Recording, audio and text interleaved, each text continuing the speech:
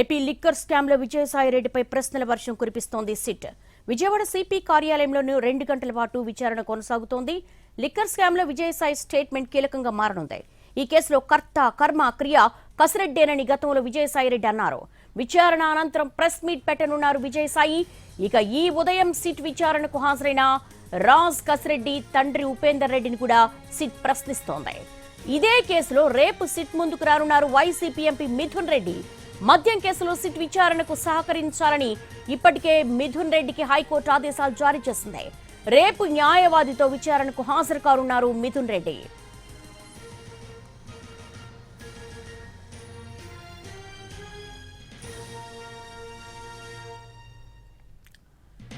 AP liquor scam లో విజయసాయిరెడ్డిపై ప్రశ్నల వర్షం కురిపిస్తోంది సిట్.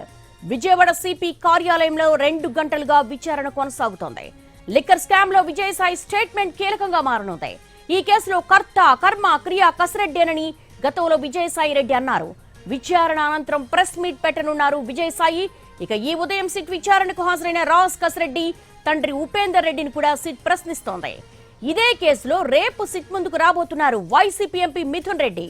మద్యం కేసులో సిట్ విచారణకు సహకరించాలని ఇప్పటికే మిథున్ రెడ్డికి హైకోర్టు ఆదేశాలు జారీ చేసింది. రేపు న్యాయవాదితో విచారణకు హాజరు కానున్నారు మిథున్ రెడ్డి.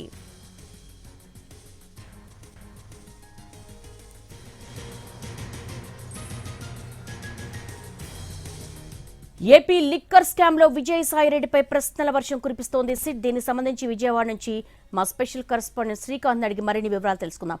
శ్రీకాంత్, సిట్ ఎటువంటి ప్రశ్నలు సంధిస్తోంది? విజయసాయి ఎలాంటి కీలక సమాచారం ఇవ్వబోతున్నారు?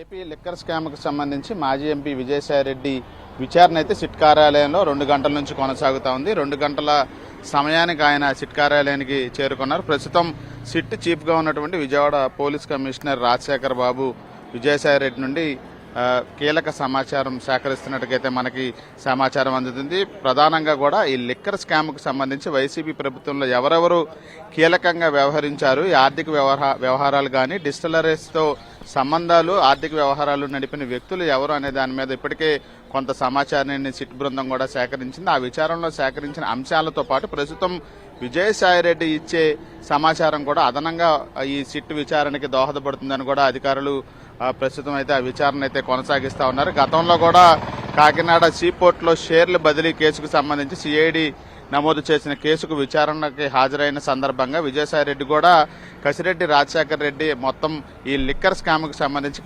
కీలక పాత్రధారిగా వ్యవహరించారు అని కూడా ఆయన చెప్పడం జరిగింది. అధికారులు తనని పిలిచినప్పుడు ఈ స్కామ్కు సంబంధించిన పూర్తి వివరాలు, తన దగ్గర ఉన్న వివరాలన్నింటినీ కూడా అధికారులకు తెలియజేస్తానని కూడా చెప్పిన నేపథ్యంలో 5 ఏళ్ల వైసీపీ ప్రభుత్వ హయాంలో విజయసాయిరెడ్డి కూడా కీలకంగా వ్యవహరించారు కాబట్టి దీనికి సంబంధించి ఆయన దగ్గర అదనంగా ఏదైతే సిట్ సేకరించిన వివరాలు ఉంటాయో దానికి మించిన వివరాలు కూడా విజయసాయిరెడ్డి తన స్టేట్మెంట్ రూపంలో ఇస్తారని సిట్ అధికారులు కూడా ఆశాభావంతో ఉన్నారు. అందులో భాగంగానే ప్రస్తుతం ఆయన 2 గంటల నుండి విచారిస్తున్నారు. ఆర్థిక వ్యవహారాలను ఎవరు నడిపారు, డిస్టిలరీస్ నుంచి ఎవరు ఈ అక్రమాలకు సంబంధించిన డబ్బులు వసూలు చేపట్టారు, అది ఎంత మొత్తంలో వసూలు చేశారు, ఈ అన్నిటికీ అంశాలకు సంబంధించిన దానితో పాటుగా అధికారికంగా ఎవరైతే పార్టీలో వ్యక్తులు ఉన్నారో బయట వ్యక్తులు పాత్రధారులుగా ఉన్నారనే అంశాలను కూడా విజయసాయిరెడ్డి నుంచి వివరాలు అయితే సిట్ బృందం సేకరించబోతా ఉంది. ఇక వాసుదేవరెడ్డి పాత్ర కూడా డిస్టిలరీస్కి సంబంధించి కీలకంగా ఉంది కాబట్టి ఆయన పాత్రకు సంబంధించి కూడా విజయసాయిరెడ్డి ఏమైనా వివరాలు అందజేస్తారనే అంశం మీద అయితే ప్రస్తుతం